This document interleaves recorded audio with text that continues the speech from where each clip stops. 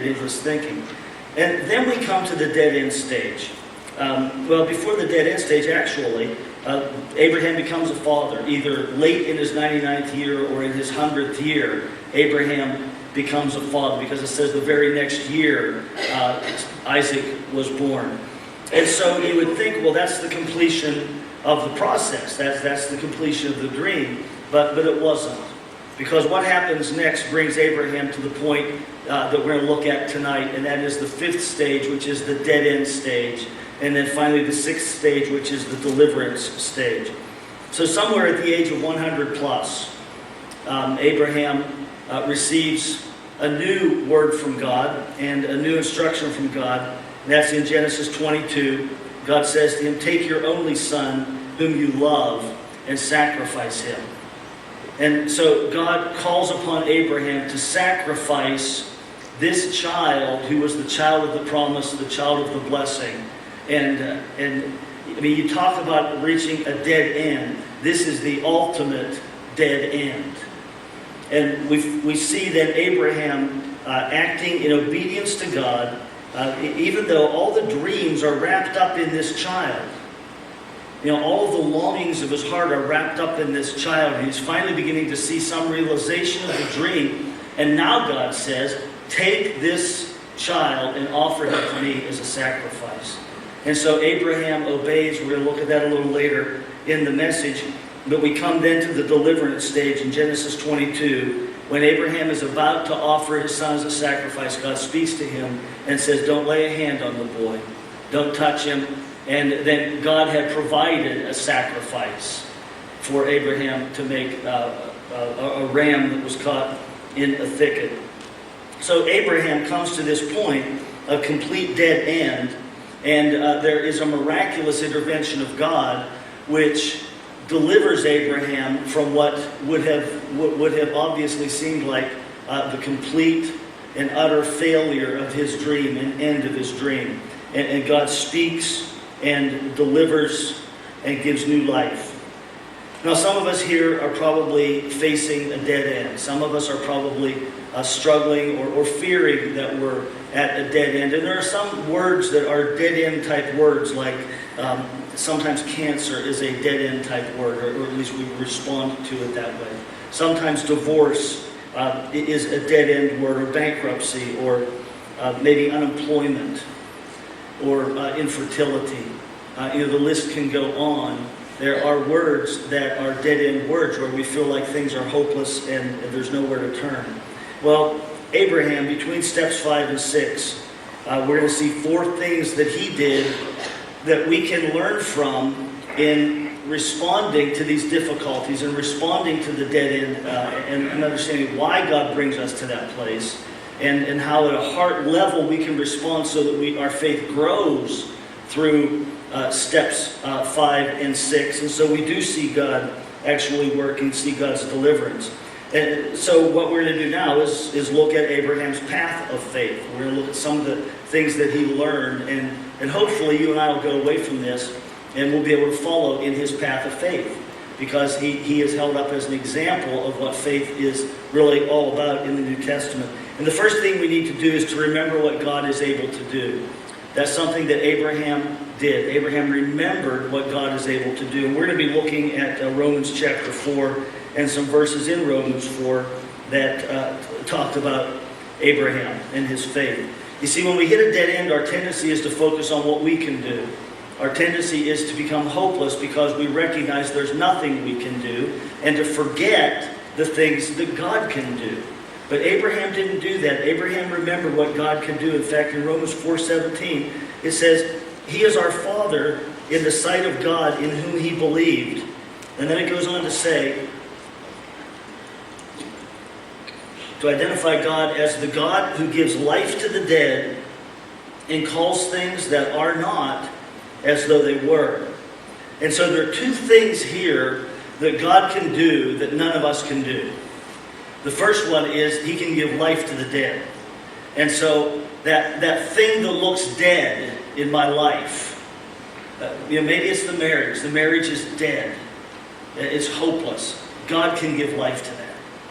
The career that seems wasted and gone, God can give life to that. The life that seems that has been wasted and is entering into that dead-end place where there's hopelessness, fear, and no hope for the future.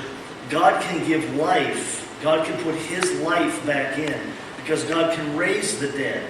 And if God can raise the dead physically, then He can touch your life. He can work in your situation in order to give deliverance to your life and whatever the struggle is that you're facing. But the second thing that God can do that we can't do, not only can God raise the dead, but God can create something out of nothing. He can take nothing and He can make something out of nothing. And so someone might say, well, the marriage, there's nothing there to revive. It's not only dead, there's nothing there. Well, good news. God can create something out of nothing.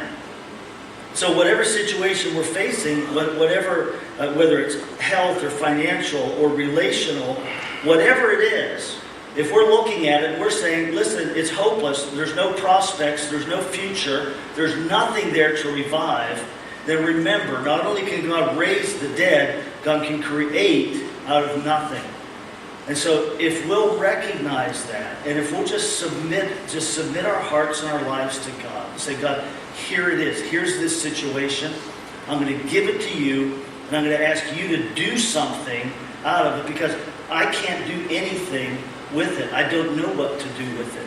And I'm going to trust you with it. And then we can see God work to bring something living and beautiful and whole out of what we believe is dead and where there are no resources whatsoever even to revive. So we need to remember what God can do. In fact, in Luke 18:27, Jesus said, what is impossible with men is possible with God. You can think about that. What's impossible with us. We hit impossibilities all the time, but it is possible with God. And so we keep our hearts and our minds focused on that. Second thing is this, rely on what God has said. Just rely on what God has said. Abraham in chapter 4 of Romans in verse 18, it says, against all hope, Abraham in hope believed and so became the father of many nations. Just as it had been said to him, so shall your offspring be. So Abraham was at a point where he hoped in a hopeless situation. Another translation says hope against hope. So there was no hope there, but somehow Abraham found hope. He had the confidence that what God had said, God would do. And so he had focused his heart on relying on the promises of God. Now, one of the ways we can realize that we're entering into a hopeless stage is when we start to use the word never and use it in reference to different things that we're facing, like, I'm never going to get married. Some people come to a point in life where their heart longs to have a mate and to be married and in a loving relationship. And they come to a point where they say, well, I'm never going to be married. Okay, if I've said that, then I'm bumping up against hopelessness. If I've said I'm never going to graduate, or I'm never going to get well, I'm just going to struggle with stuff like this for the rest of my life. It's never going to happen. Or if I say I'm never going to get out of debt, or I'm never going to be able to get past the shame of my past, I'm never going to be able to break free of the shame and the heartache and the pain of my past. If I'm using that word never like that, then it's very likely that I'm bumping up against this dead-end stage, and I'm beginning to experience the feelings of hopelessness. And we need to remember that this is the point of time at which we need to focus on God's promises. We need to focus on what God can do, and we need to focus on what God has said. And Abraham had promises from God that he relied upon.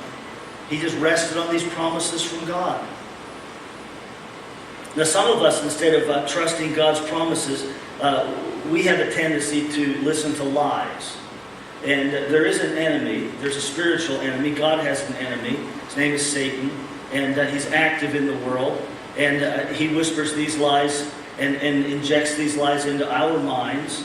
Lies like, I'm different. God might do that for somebody else, but I'm different. I mean,